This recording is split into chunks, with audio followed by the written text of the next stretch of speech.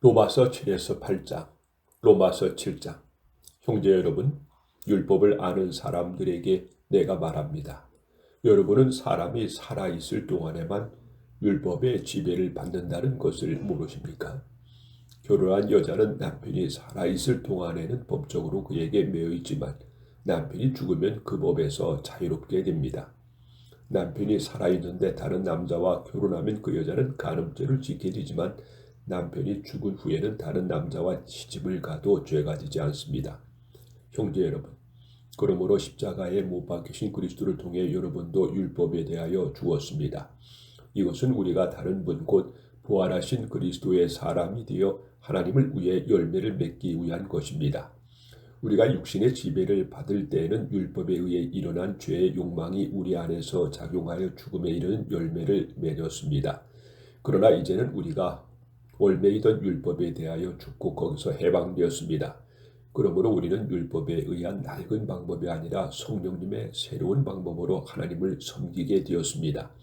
그러면 율법이 죄입니까? 결코 그렇지 않습니다. 율법이 없었다면 내가 죄를 알지 못했을 것입니다.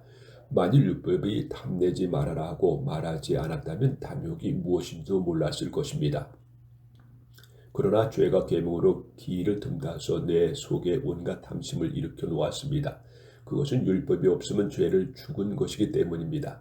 내가 한때는 율법이 없이 살았습니다. 그러나 계명을 알게 되자 죄는 살아나고 나는 죽었습니다. 생명을 죽기 위해 그 계명이 오히려 나에게 죽음을 가져다 준 것입니다.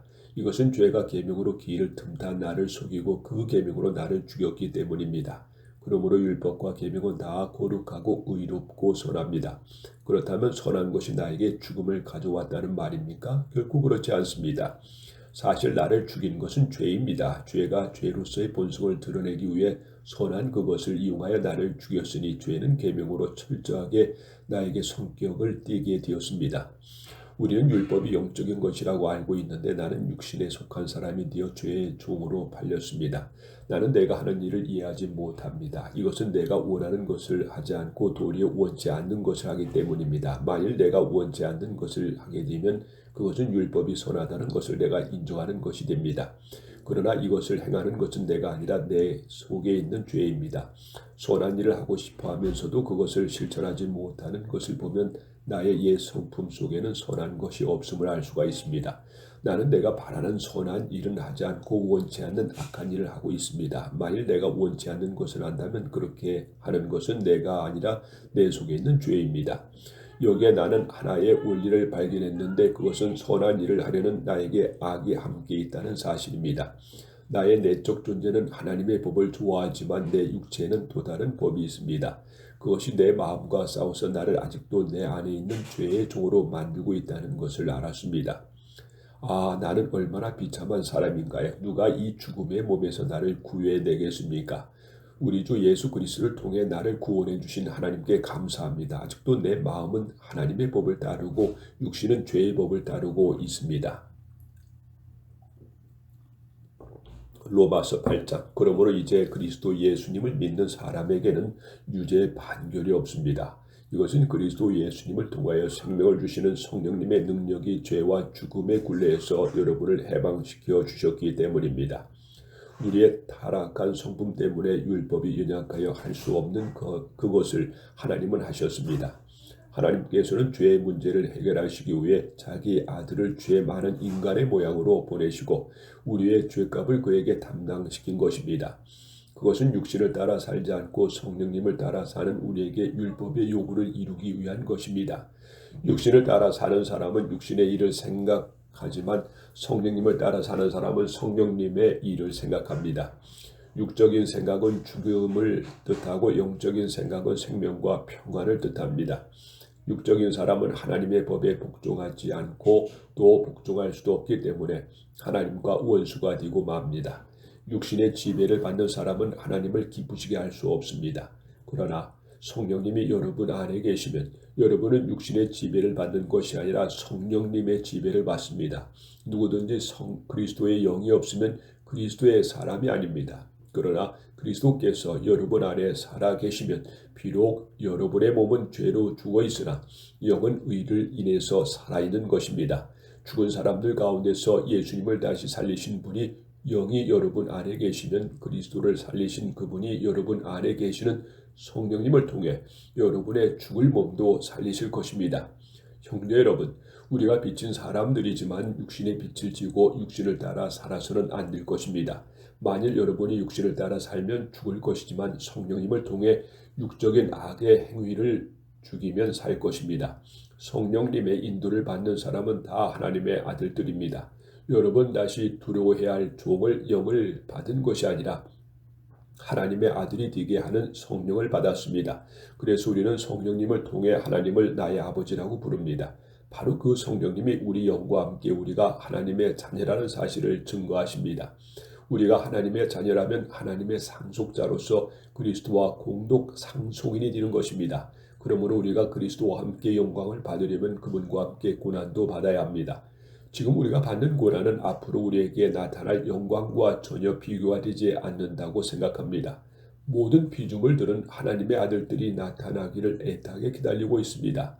피조물이 헛된 것에 복종한 것은 스스로 한 것이 아니라 하나님께서 그렇게 하신 것입니다.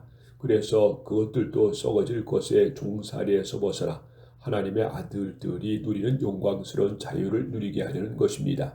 우리는 지금까지 모든 피조물들이 함께 씨름하며 고통당하는 것을 알고 있습니다. 이것뿐만 아니라 성령을 첫 열매로 받은 우리까지도 속으로 씨름하며 하나님의 아들이 되는 것, 곧 우리 몸이 구원받기를 갈망합니다. 우리는 이 희망 가운데서 구원을 받았습니다. 그러나 보이는 희망은 희망이 아닙니다. 눈앞에 보고 있는 것을 누가 바라겠습니까? 만일 우리가 보지 못하는 것을 바란다면 참고 그것을 기다려야 할 것입니다. 성령님도 우리의 연약함을 도와주십니다. 우리가 어떻게 기도해야 될지 모를 때 성령님이 말할 수 없는 탄식으로 우리를 위해 기도해 주십니다. 사람의 마음을 살피시는 하나님은 성령님의 생각을 아십니다. 이것은 성령께서 하나님의 뜻에 따라 성도들을 위해 기도하시기 때문입니다. 하나님을 사랑하고 그분의 계획대로 부르심을 받은 사람들에게는 결국 모든 일이 유익하게 된다는 것을 우리는 알고 있습니다. 하나님께서는 미리 아신 사람들이 자기 아들의 모습을 닮게 하시려고 그들을 예정하시고 그리스도가 많은 성도들 가운데 맏아들이 되게 하셨습니다. 하나님은 예정하신 사람들을 부르시고 부르신 그들을 의롭다고 인정하시고 의롭다고 인정하신 그들을 또한 영화롭게 하셨습니다. 그렇다면 우리가 이 일에 대하여 무슨 말을 할 수 있겠습니까? 만일 하나님이 우리 편이시라면 누가 감히 우리를 대항할 수 있겠습니까? 자기 아들까지도 아끼지 않으시고 우리 모든 사람을 위해 내어주신 하나님이 어찌 그 아들과 함께 다른 모든 것도 우리에게 아낌없이 주시지 않겠습니까? 하나님이 택하신 사람들을 누가 감히 고발하겠습니까? 우리를 의롭다고 인정하신 분이 하나님이신데 누가 우리를 죄인으로 단정하겠습니까? 그리스도 예수님은 죽었다가 다시 살아나셔서 하나님의 오른편에 항상 우리를 위해 기도해 주십니다. 그런데 누가 우리를 그리스도의 사랑에서 끊는단 말입니까? 고난입니까? 괴로움입니까?